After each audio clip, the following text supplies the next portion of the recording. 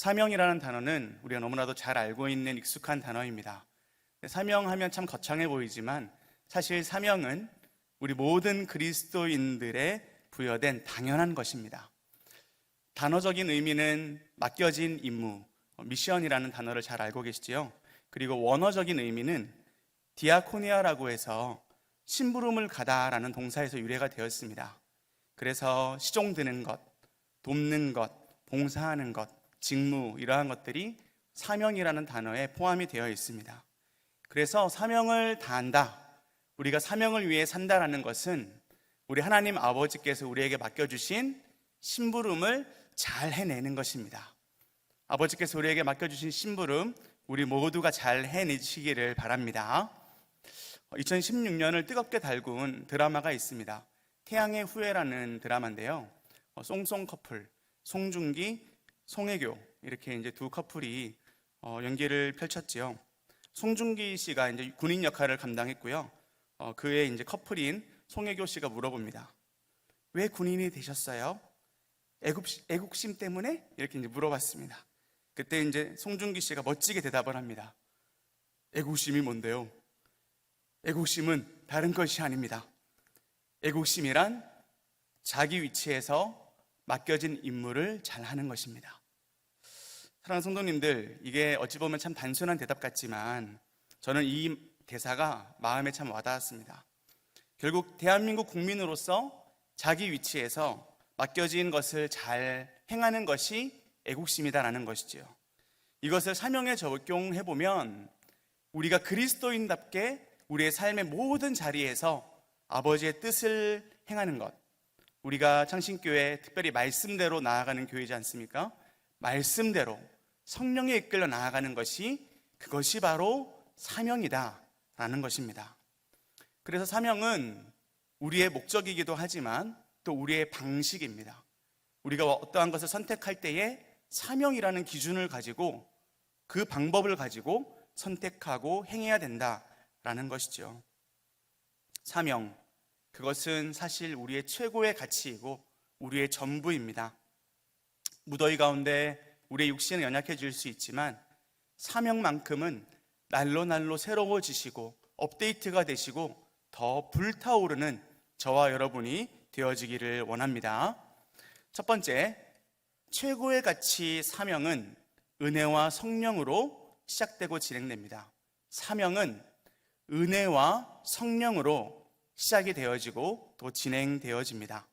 22절 말씀입니다. 보라, 이제 나는 성령에 매여 예루살렘으로 가는데. 아멘. 바울은 한마디로 성령에 매여 있는 사람이었습니다. 성령이 가라고 하면 가고 멈춰라라고 하면 멈출 수 있는 사람이 바로 바울이었습니다. 근데 이 바울의 특징이 무엇이냐? 나는 은혜로 산다. 내가 은혜를 입었기 때문에, 하나님이 은혜를 주셨기 때문에 내 눈에서 비늘 같은 것이 벗겨져서 그의 모든 삶이 다시 보게 되었습니다. 사랑하는 성도님들, 예수님 믿으십니까? 예수님을 믿으셨다면 저와 여러분의 시각이 완전히 달라져야 합니다. 여지껏 돈을 위해 살았던 우리의 눈이, 여지껏 자식들을 위해 살았던 우리의 눈이 이제 오직 예수 그리스도만을 위하여 살아가는 눈으로 바뀌어져야 합니다. 은혜로 그의 새로운 인생의 눈이 띄어졌고 또 은혜로 이러한 예배들을 통해서 계속해서 눈을 뜨는 과정이 그에게 벌어집니다. 그래서 바울은 바로 사명에 죽고 사명에 사는 참된 제자가 된 것이지요. 그래서 우리는 눈을 떠야 합니다. 말씀의 눈을 떠야 하고 기도의 눈을 떠야 합니다. 은혜와 성령으로 가는 사람은 반드시 말씀과 기도의 사람입니다. 그래서 우리 모두에게 사명이 주어졌지만 우리 모두가 다 참된 사명자가 되는 것이 참으로 어렵습니다. 우리 모두가 다 사명자입니다.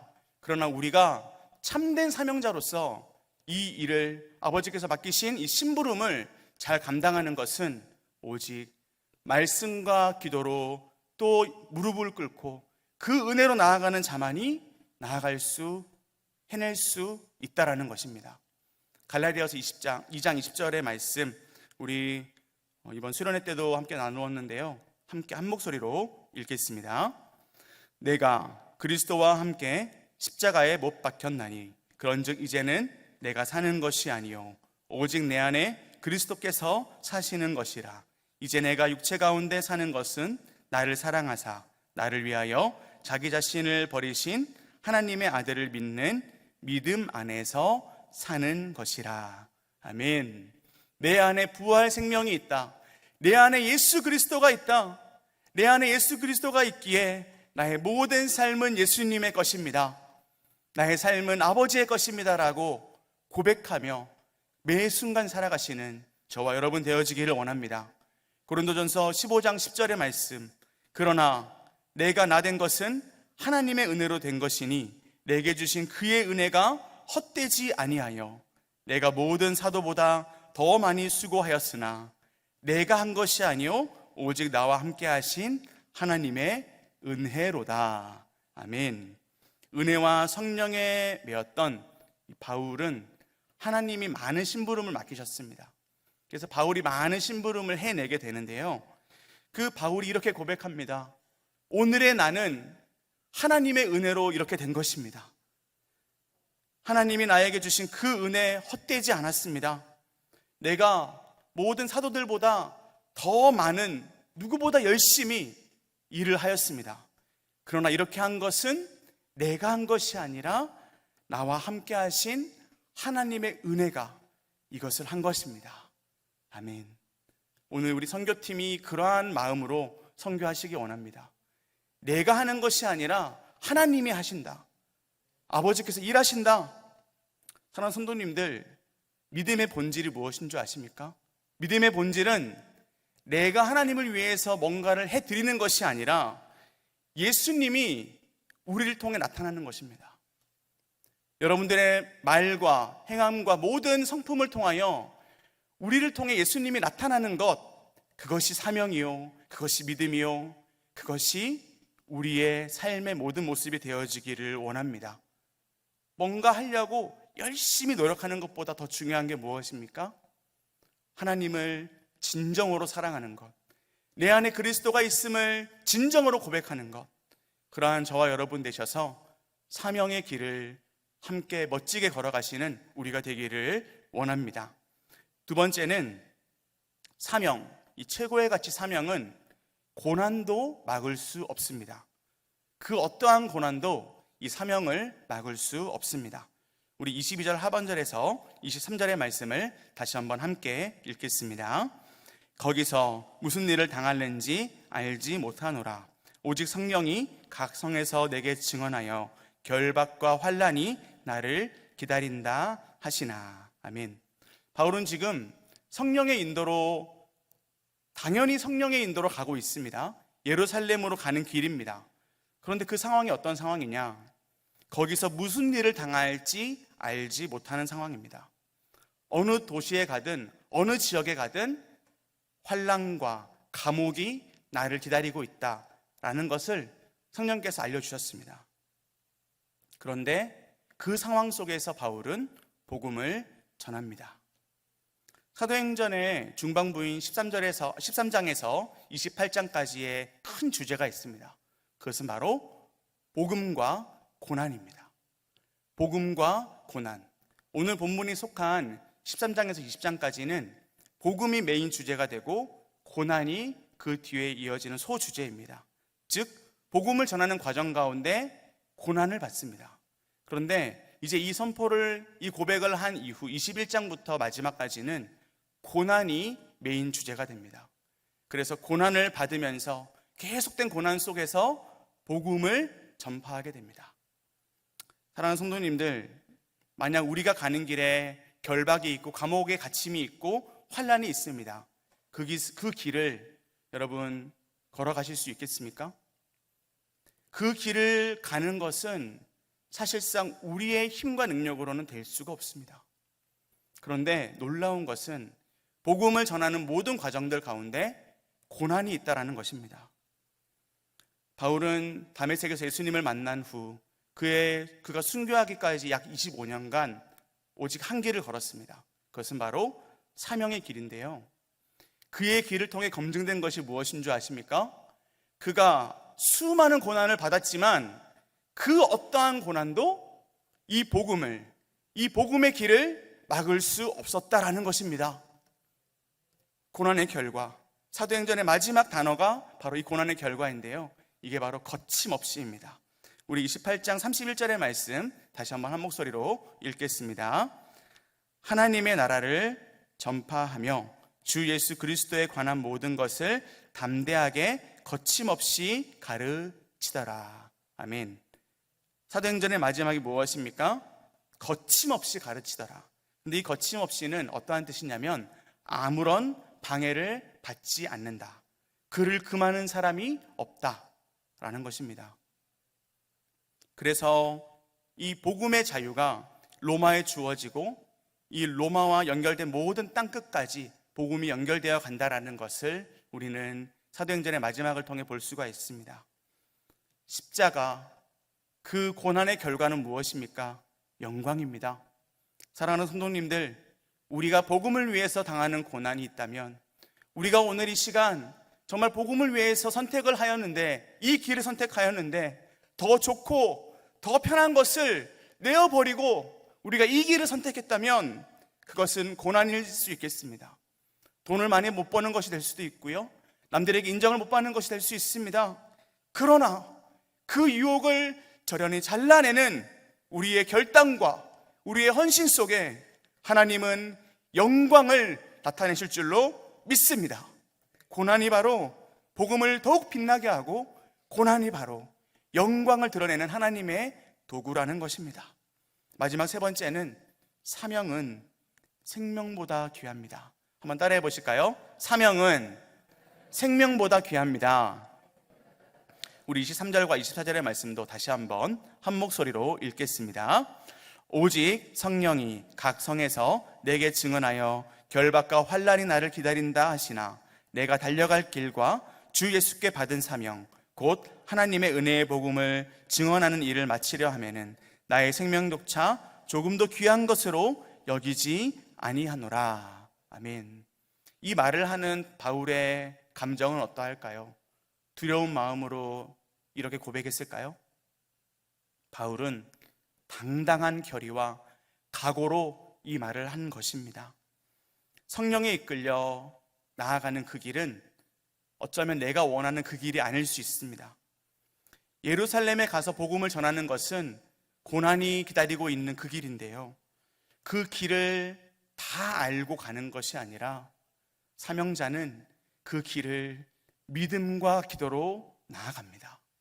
바울은 그 사명이, 그 복음이 자신의 목숨보다 더 귀한 가치였기 때문에, 아니 자기 목숨을 다 드려도 전혀 아깝지 않은 최고의 가치였기 때문에 그 길을 선택하고 그 길 가운데 기도하며 나아갈 수 있었던 것입니다.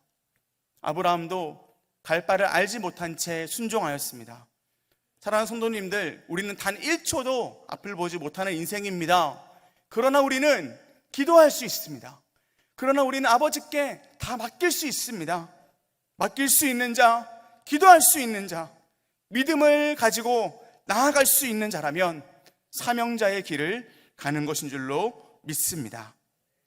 가장 귀한 삶, 복음을 최고의 가치로 여기는 그 바울의 삶이 오늘 저와 여러분의 삶이 되어지기를 원합니다. 마지막으로 한 예화를 듭니다. 1956년 25살의 꽃다운 나이로 순교한 한 청년이 있는데요, 이 청년의 이야기가 우리가 잘 알고 있는 전능자의 그늘이라는 책으로도 쓰여졌고, 또 엔드 오브 스피어라고 해서 창의 끝이라는 영화로도 상영이 되었었습니다. 바로 짐 엘리엇이라는 선교사의 이야기입니다. 그는 너무나도 공부도 잘하고 또 미래가 촉망받는 그러한 청년이었습니다. 그런데 그는 어릴 적부터 정말 복음을 마음 가운데 품고 잘 자라왔습니다. 그리고 어릴 적부터 그는 예수님을 위해서 내가 삽니다, 예수님을 위해서 내가 죽습니다 라고 고백을 했다고 합니다. 25살이 되었습니다. 오늘 우리 선교팀처럼 선교팀을 꾸려서 이제 에콰도르의 아우카 부족에게 아우카 부족이라는 그 부족에게 나아가게 되는데요. 그들에게 인사를 건넵니다. 우리는 당신들의 친구입니다. 우리는 당신들의 친구입니다라고 인사를 했는데, 그 인사의 보답으로 아우카 부족이 했던 것은 바로 창을 던지는 것이었습니다. 그 창의 끝이 이 짐 엘리엇의 심장을 뚫었습니다. 그는 순교하였고 또 그와 함께했던 모든 자들이 순교하였습니다. 워싱턴 타임즈에서는 이러한 기사를 냈습니다. What a waste! 이게 무슨 낭비인가? 이렇게 미래가 촉망을 받는 이 장래가 창창한 이 청년이 기껏 이러한 일에 이렇게 죽임을 당하다니. 그런데 사랑하는 성도님들, 여러분도 그렇게 생각하십니까? 만약 여러분의 자녀가 정말 잘 착한 또 잘 자라난 믿음의 자녀가 이렇게 죽는다면 너무나도 허무하고 너무나도 마음 아프지 않겠습니까? 그런데 그의 아내 엘리자베스 엘리엇은 이렇게 말합니다. 짐 엘리엇, 그는 가장 가치 있는 삶을 살았습니다. 가장 가치 있는 것을 위해 사라질 것들을 포기하는 사람은 가장 가치 있는 삶을 산 가장 현명한 사람이다. 이것을 남기게 되었는데요. 가장 가치 있는 것을 위해 목숨을 드리는 것, 그것은 전혀 아까운 것이 아니라 오히려 가장 현명한 선택이다 라고 그의 아내가 고백하였습니다. 종종 제 마음이 식어 있을 때에 저는 이 짐 엘리엇의 예화를 생각하고 또 이렇게 설교하곤 하는데요. 사랑하는 성도님들, 선교사의 죽음은 물론 특별한 것입니다. 그러면 우리는 특별하지 않은 사람들입니까? 저와 여러분은 선교사님하고 좀 다른, 좀 신앙 레벨이 낮은 사람들입니까? 전혀 안 그렇습니다. 선교사님은 하나님께 부름을 받아 그렇게 죽음으로, 피로 쓰임을 받았다면 우리는 오늘의 삶 가운데서 오늘 우리가 결정하고 오늘 우리가 선택하는 그 모든 것들이 최고의 가치를 향하여 그렇게 나아가는 것이 될 때에, 우리가 영원한 것을 위해서 살아가는 사람들이 될 때에, 우리가 가정주부이든 우리가 어떠한 직장인이든 무엇을 하든 가장 현명한 사람, 하나님 아버지께서 가장 기뻐하는 사람으로 살아가시게 될 줄로 믿습니다. 짐 엘리엇 그리고 엘리자베스 엘리엇은 이렇게 말합니다. 선교사는 영웅이 아닙니다. 예수님을 위해서 살아가는 자가 영웅입니다. 예수님을 위해서 죽을 수 있는 자가 영웅입니다. 저와 여러분, 하나님 나라의 영웅이 되셔서 정말 이 땅 가운데 복음을 가지고 그 은혜로 믿음으로 전진하며 사명자로 살아가시는, 최고의 가치로 최고의 삶을 살아가시는 저와 여러분 되어지시기를 예수님의 이름으로 축복합니다.